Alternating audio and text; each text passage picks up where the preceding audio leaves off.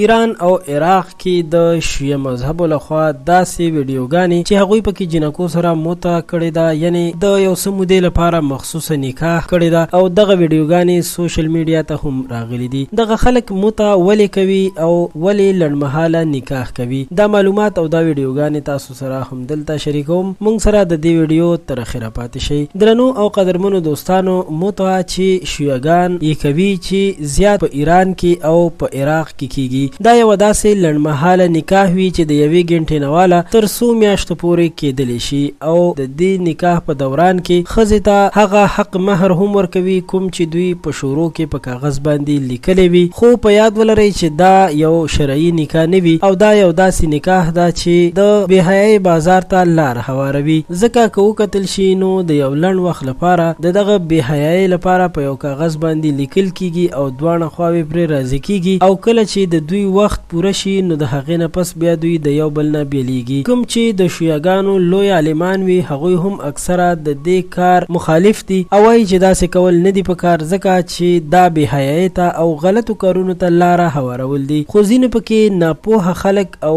هغه د شهوت وږي چې هغوی په ځان باندې کنټرول نشي ساتلی نو خپلې ښځې پرېږدي او چې کله محرم ته وخت نږدې شي نو ایران یا عراق ته ځي او هلته دغه لنډمهاله نکاح کوي چې خپل شهوت سړوي او بیا د هغې نه پس ښځه هلته پرېږدي، پیسې ورته ورکوي او یا هغې سره چې کوم حق مهر لیکل شوی وي هغه ورکوي او دا ترېنه په خپله مخه راځي. هغې ته خو موږ حق مهر ځکه نشو ویلی چې خپله ښځه یې نه وي، خو داسې ده چې دغه یو معاوضه یا د هغې یو قیمت یادول کیږي چې دغه ورته ورکول کیږي. الله تعالی دې موږ تاسو له داسې حالاتو نه وساتي. ډېر زیات الحمدلله چې موږ تاسو پاک رب مسلمانان پیدا کړي یو. ستاسو ټولو ډېره مننه کوم چې تاسو موږ سره د دې ویډیو تر اخره پاتې شوي. زموږ چینل پښتو پوسټ در سره هم سبسکرایب کړئ. ستاسو ټولو بیا هم ډېره مننه.